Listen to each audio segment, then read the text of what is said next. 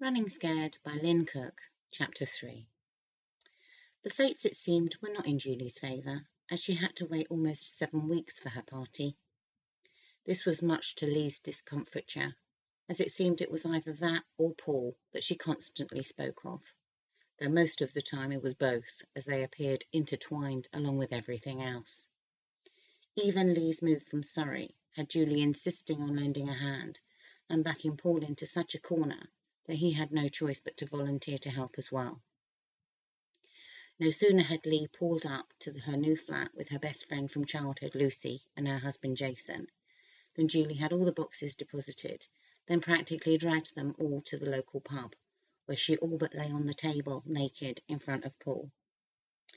What surprised Lee, however, was how he never took Julie up on her all too blatant offers. He acted like a player, and Julie was certainly a lovely-looking girl, and yet he constantly seemed to keep her at arm's length. 2 days before the party, Julie came back from an incredibly extended lunch hour, sporting the promised hair extensions. Lee smiled at her. "Wow, you look amazing." Julie actually looked coy. "Are you sure? You're not just saying that?" Lee shook her head. "I'm telling you straight. Paul is not going to be able to keep his hands off you. It's in the bag." Julie slanted her eyes. "Perhaps I should invest in some Rohypnol just in case." Lee giggled. "I've seen the outfit. I've now seen the hair. With that body and face, how can you fail?" Julie let out a deep breath. "With my track record with him, far too easily." Lee held up her hand. "Now, that attitude of failure is not an option here, girlfriend. Do you hear me?" Julie smiled. "You sound just like God Almighty." "Talking of which, I've just seen him. I knew he'd be back for the party, if for no other reason than to make sure the tablecloths matched the napkins." Lee rolled her eyes. "I can't believe he's as bad as you say he is." Julie raised her eyebrows. "You'll see." In fact, Lee saw a lot more than she bargained for. When they arrived at the party, Lee could not believe the transformation that had taken place. A long table stretched one entire wall covered in food. At the far end was the dance floor and music, above which hung the client's new logo next to Phillips. The other end was the bar, as well as liveried waiters carrying trays of both food and champagne. Every part of the ceiling was covered with balloons, with long coloured ribbons hanging down, and the walls were covered with banners and streamers. The number of tables and chairs that had been assembled had matching centerpieces, with more helium balloons tied to the backs of chairs. Lee doubted that any hotel could have laid on a more wonderful setting. They got themselves drinks, and much to Julie's delight, it did not take long before Paul joined them. "Ladies, may I say how beautiful you both look this evening?" Lee smiled, while Julie beamed. He turned to Julie. "Have you done something different with your hair?" "I have," she nodded. "Do you like it?" "You look stunning. How might you feel about a dirty weekend, or a dirty fortnight?" He grinned. Julie tried to act nonchalantly, but Lee knew she was in seventh heaven. She gave her a sly wink and turned away, deciding to leave them to it. She spoke with a few people that she knew, as well as a few that she didn't, and as the champagne flowed thick and fast, so too did the cheesy chat-up lines. Mostly from men she knew for a fact to be married. Cheating bastards. She didn't care what Lucy and Julie thought. Deep down, Lee knew she was better off single. She went and got herself another drink and noticed a large group of men standing together. Some of them she recognised, but had never spoken to personally, but knew this group to be the cream of the Phillips crop, and not a woman amongst them. Something would have to be done about that one of these days. Julie joined her again. "Have you seen Paul?" "You have got to be kidding me," Lee declared. "Don't tell me you lost him again, because when I left, the conversation was about dirty weekends." Julie's eyes widened. "I know, right? He gives me all the green lights and then nothing. I told you we should have got some Rohypnol." They both giggled. A short while later, the music stopped and a voice came over the loudspeakers. "Ladies and gentlemen, if I could have your attention for a few moments, please. Your managing director, Mr. Greg Phillips, would like to say a few words." Everyone applauded, and Greg took the makeshift stage and started his speech. Julie leant towards Lee's ear. So there he is, God Almighty in the flesh. He is quite hot, though, don't you think? Lee stared at his face for a moment, trying to join the dots that were forming in her head. I've seen him before somewhere. You can't have done. He's been in New York for months. I'm telling you, Julie, I've definitely met him because I recognise his voice too, so I must have spoken with him at some point. I think it was a while back, though, so maybe when I first started? Julie shook her head. Not possible. The rumour mills are rife whenever he's going away for a while, and I remember thinking he was leaving the same day you were starting, so I knew I'd be able to sit back and take things easy for a time. It seemed like Christmas come early. If you've met him before, it wasn't here. Lee shrugged. Then I must be wrong. I can't imagine where else our paths would have crossed.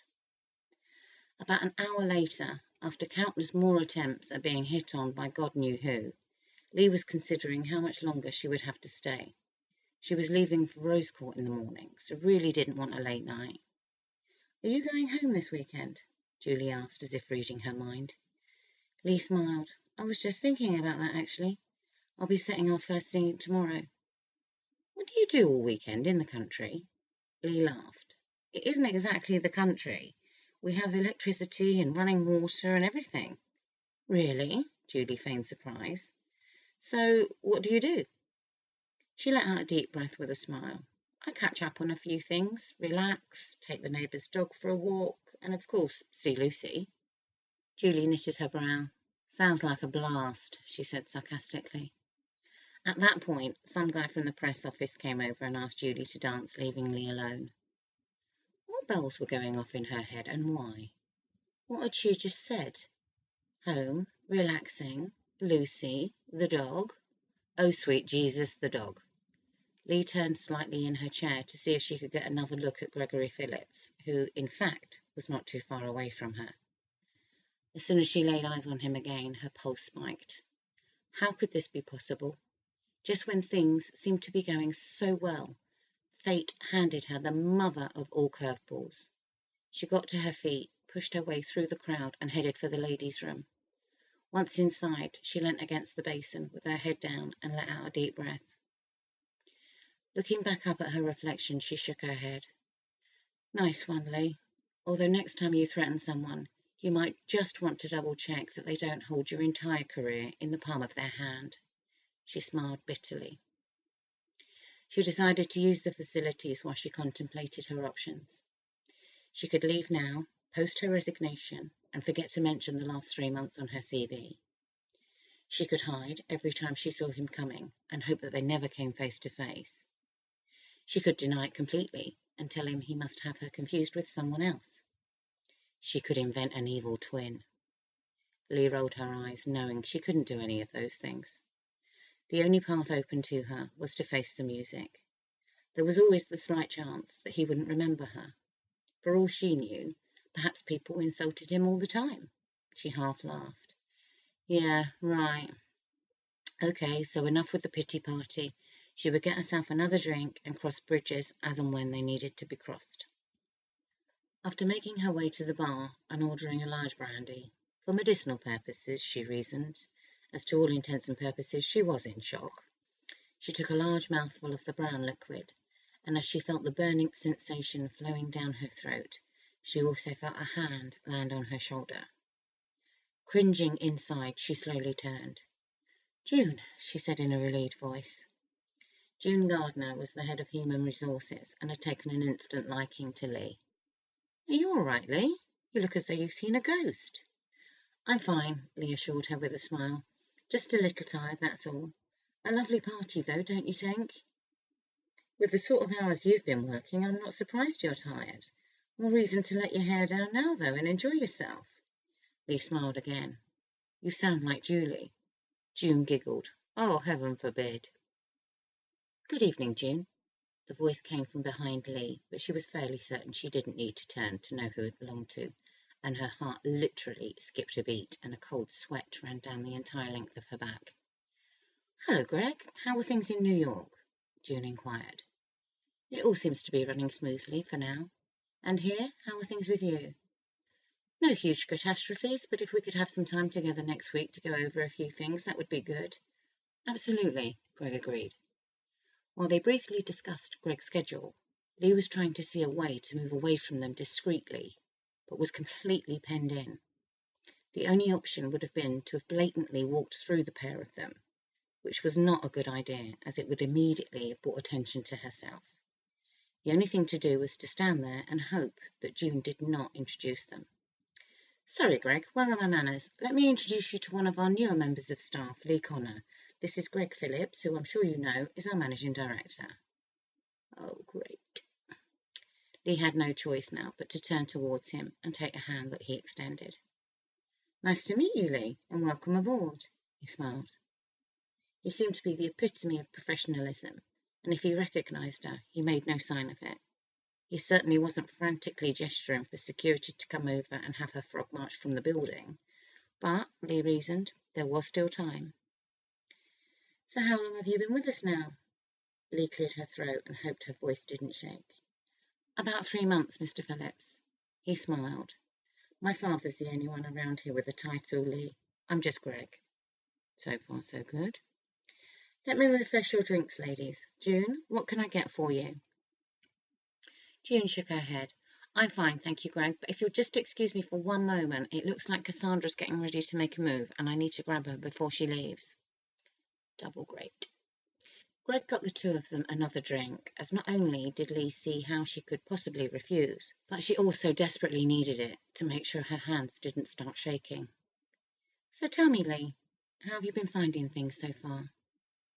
I'm really enjoying it. The work I'm doing is interesting, and everyone I've met so far has been very helpful and friendly. Well, he smiled, friendly is our business.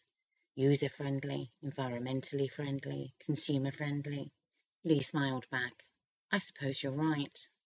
I've banked on it, many times. He took her by the arm and gently led her away from the bar area. She'd forgotten how handsome he was. Actually, that wasn't true. She hadn't forgotten, just chose not to think about it, or him, and had purposely avoided the area she had last run into him. Now it seemed how handsome he was all she could think about, feeling the skin tingling on her arm where he touched her. What was wrong with her? The man in front of her could potentially terminate her employment any second, and she was having schoolgirl fantasies about him. She must be drunk, or Julie was definitely starting to rub off on her. Shall we dance? He phrased it as if it was a question, but as he spoke he took her glass, placed it on a nearby table, and took her hand and led her to the dance floor. So much for trying to avoid him, for now she was stood in his arms, their faces only inches apart, and the whole experience was making her incredibly uncomfortable. That's better, he smiled. Now we can talk without being interrupted, as it does appear that you seem to be a big hit with a lot of my male members of staff. He didn't actually say it as an accusation, and it was completely possible, given Lee's state of mind, that she was being paranoid, but it was how she felt he meant it, and it made her feel even more uncomfortable. From what I've seen, I don't think that really puts me in an elite class, though, Greg. You seem a little insulted, he smiled. How dare he smile so casually when she felt that she was moments away from a nervous breakdown? I can't think why. I find any one-liners that start with the words "my wife doesn't understand me" very intellectually challenging. She smiled back. If she were going to die, she would die her way and go down fighting. Greg looked down at her, unable to believe that it was truly her he was looking at. He had hoped they would meet again, but had assumed that the only chance of that would be while he was visiting with his parents. He had certainly intended to look for her there anyway, but to have her now standing in front of him, dancing with him, was too good to be true. She was as gorgeous and feisty as he remembered. The trouble was, what did he do now? Should he mention it or not? Should he apologize or not? In some ways this was worse than not seeing her again. How could he now suggest the peacemaking dinner he had still hoped for? She would think he was using his position in the company to take out female members of staff. Her opinion of him was not good, to say the least, from what she had seen of him. Worse still, from what he had seen of her, he imagined her very likely to tell him to poke his dinner, job or no job, and storm out again. Of course, there was the small chance that she hadn't recognised him. No, no chance. She seemed way too switched on for that.